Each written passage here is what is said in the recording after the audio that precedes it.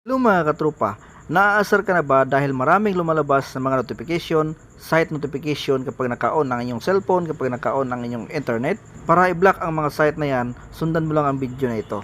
Unang-una, punta ka lang sa Chrome browser, click mo itong 3 dots, click mo itong settings, scroll down, hanapin lang ang notification, click mo lang, at dapat naka-turn off itong notification.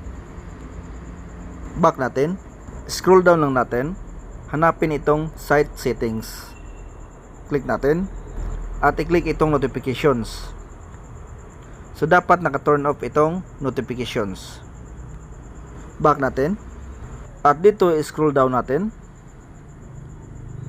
hanapin natin itong pop-ups and redirects, click natin, at dapat naka-turn off din yan, para wala nang lumalabas ng mga notifications or mga site notification kapag naka-on ang ating cellphone or naka-on ang ating data.